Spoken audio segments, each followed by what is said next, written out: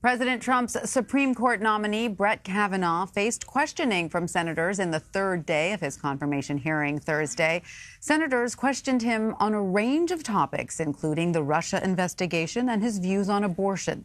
In an email from 2003, Kavanaugh wrote that not all legal scholars consider Roe v. Wade the settled law of the land on abortion rights, since the court, quote, can always overrule its precedent.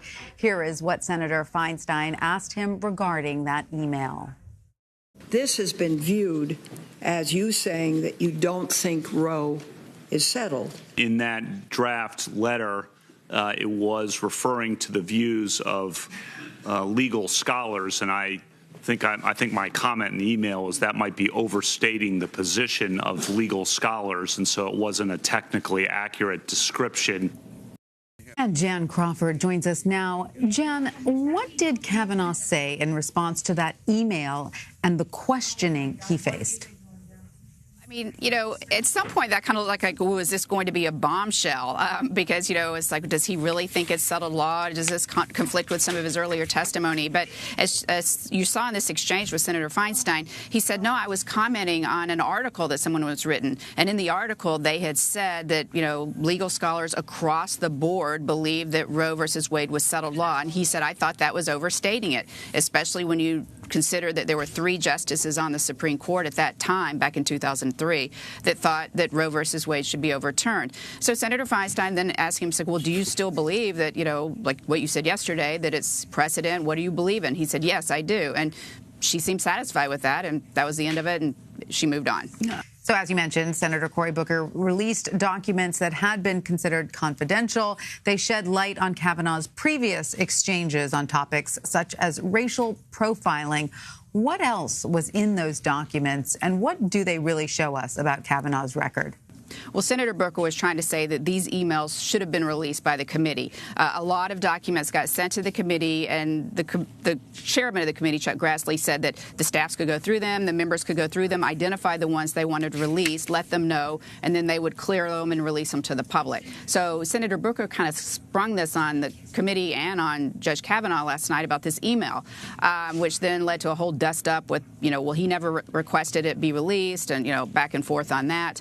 And in this email that he was talking about, it was a lot about racial discrimination and whether or not Judge Kavanaugh thought that affirmative action should never be allowed in government contracting and universities, and what were his views on racial profiling, and certainly in light of some recent events with police brutality and profiling, and what was his views, because there was an email back right after September 11th that Senator Booker said suggested that he thought some racial profiling was okay. But there was really nothing in this email that, again, like the one that you saw with Senator Feinstein, that was like the bombshell that really showed something that conflicted with what Judge Kavanaugh had already testified. And so there was some confusion about what exactly that email was, and you saw that debate kind of spill out this morning as this hearing got underway. There were enormous fireworks when Senator Booker said that he was, you know, willing to be expelled from the United States Senate because he was going to release these confidential emails.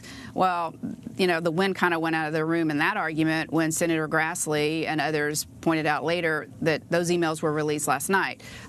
So, you know, you saw some back and forth again on some of these emails, but there wasn't really a lot in them that we've seen so far anyway that really conflicted with anything that Judge Kavanaugh has already testified to. So were there any released then that were still confidential? Because, yeah, as you point out, Booker said he takes full responsibility for violating the chair's rule on confidential material. Could Booker be censured or even expelled from the Senate? No, because what he said this morning that he was going to release the email had already been released, and the committee said that they've already released all the emails that the senators have requested. So that controversy kind of fizzled out a little bit.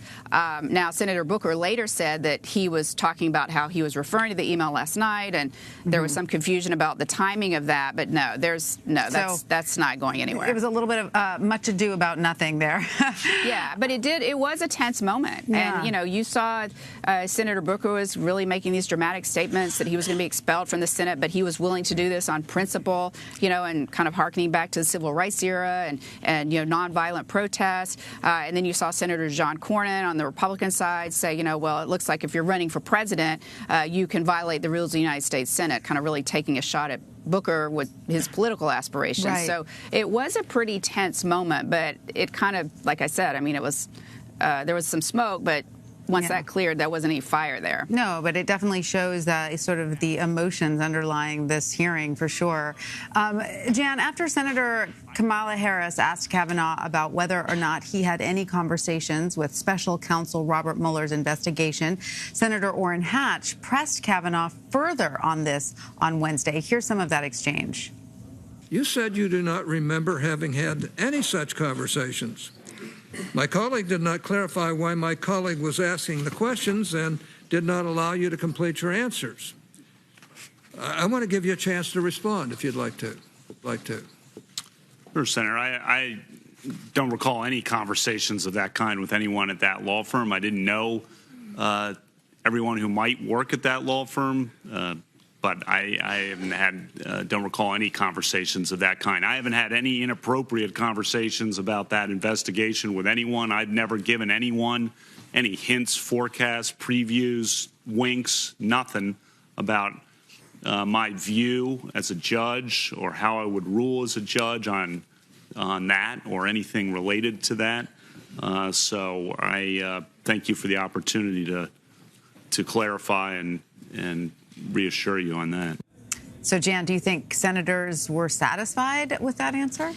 Yeah, and I guess we have to kind of unpack that a little bit, because that was one of the big kind of head scratchers from yesterday when Senator Harris, very late in the evening, started asking Judge Kavanaugh if he's had any kind of conversations about the Mueller investigation with anyone from this law firm, the Kasowitz law firm. And, you know, Kavanaugh was like, with who? Like, he doesn't know anyone there. Like, he had no idea, like, what she was talking about. Everyone's kind of like, what is she talking about?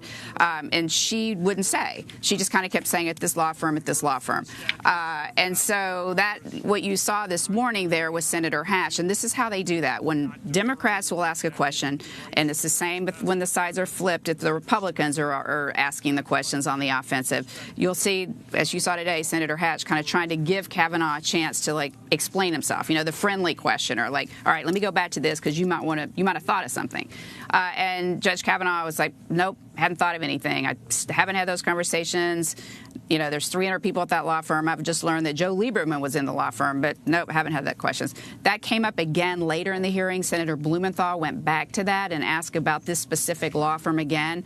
And again, Judge Kavanaugh said, no, not to my recollection, you know, haven't had those conversations. So then Blumenthal tried to pin him down on if he's had conversations about the investigation with anyone in the White House.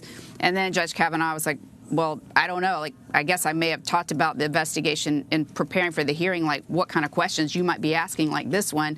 So that kind of went off on that tangent. Right. All right. Well, Jan Crawford, thank you so much for sort of explaining all of that. You're right. It's a little complicated. Jan Crawford, thank you.